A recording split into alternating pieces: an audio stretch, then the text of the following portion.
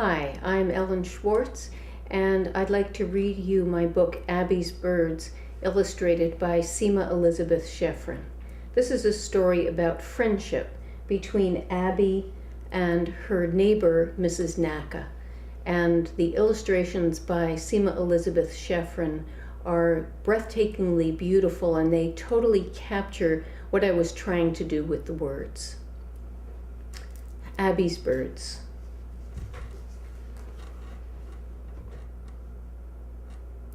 New house, new backyard. Abby dashed outside. She sniffed a violet, tapped every fence post, threw her ball up high, higher, chased it under a tall leafy tree. "Oh," she said, "who are you?" An old woman was sitting in a wooden chair in the next door yard. Round face, wrinkled face. "I am Mrs. Naka." "I'm Abby." "How do you do, Abby?" "Are you my new neighbor?" "No, you are my new neighbor. I have lived here a lifetime." "Are you old?" "Very old." Mrs. Naka smiled, her face crinkled like tree bark. A bird landed in the grass near them, brownish gray with a brick red chest. It stabbed the grass, speared a wriggling worm, rose and vanished into the leaves. Abby heard rustling, a quiet chirp. Mrs. Naka smiled. "Robins have been building nests in this maple tree for as long as I can remember. Come, I will show you." Leaning on a cane, Mrs. Naka limped slowly. Abby made her steps go slow too. "Why do you have a cane?" "My bones are fragile, like the birds." Abby thought of Mrs. Naka's bones snapping like slender birds' bones. She took Mrs. Naka's hand. Holding tight, Mrs. Naka pointed with her cane. Abby looked up. All she saw was leaves and shadows. "There it is!" She saw straws and twigs woven into a brown bowl. "Are there babies?" "Soon, very soon." Mrs. Naka's hair was loose, the brush moving in long downward strokes. She removed a tangle of white hair from the brush, let it go. Just before it floated to the ground, a robin plucked it out of the air. "I want to give a hair too," Abby said. She tugged off her elastic. Curls sprang free. "Ouch!" She flung the hair upward. The robin swooped and snatched it. "My hair will be in the nest with yours." "A pillow for the baby birds," Mrs. Naka said.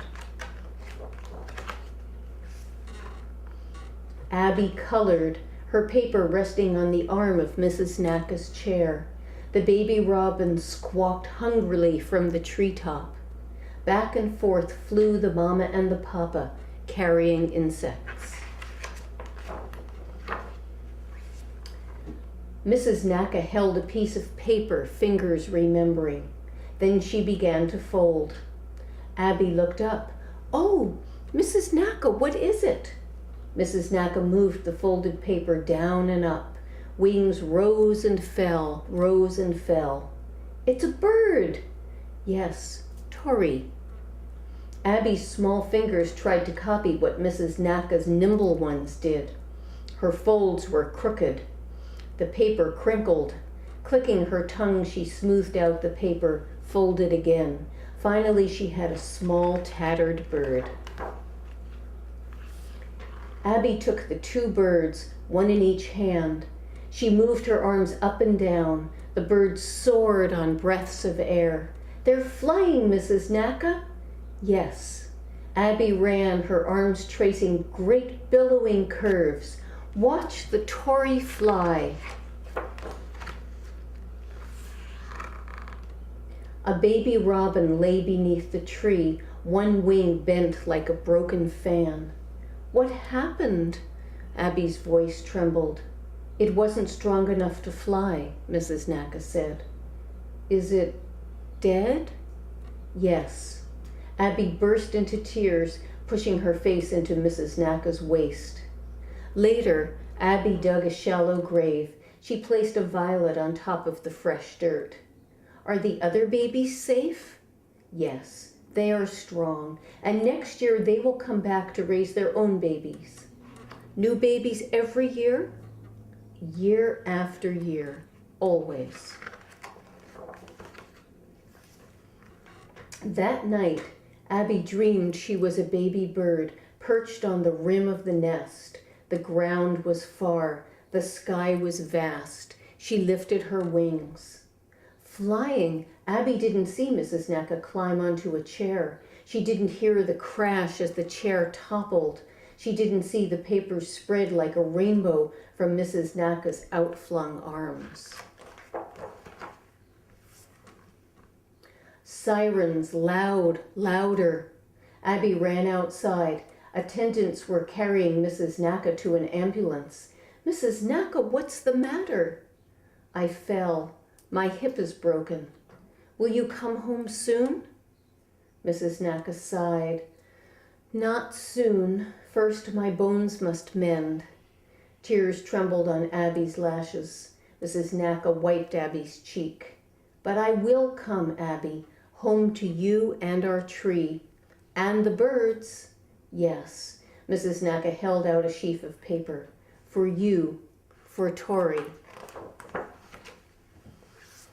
As summer faded, Abby practiced. She folded, unfolded. The baby birds' chests turned from speckled to brown to orange. The chicks grew as big as their parents. The maple leaves fell. One day a robin flew away, then another, black and orange smudges overhead, flying toward the sun. Abby made birds, turquoise, violet, red. Soon the branches were bare, the robins were gone. On the day that Mrs. Naka was coming home, Abby carried folded papers and loops of string outside.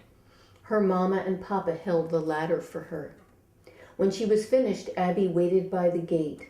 She looked up the street, down the street. Mrs. Naka, you're home. Mrs. Naka's eyes disappeared into her smile. The birds flew away, Abby told her. Mrs. Naka sighed. No more birds until spring. Come see. Abby pushed Mrs. Naka to the maple tree. There, dangling from bare branches, were birds, lavender, gold, and pink, crimson, emerald, and silver, a flock of Tori, soaring, swooping, gliding. See, Mrs. Naka, we have birds. Mrs. Naka's arms rose like wings. Abby caught her hands. They flew.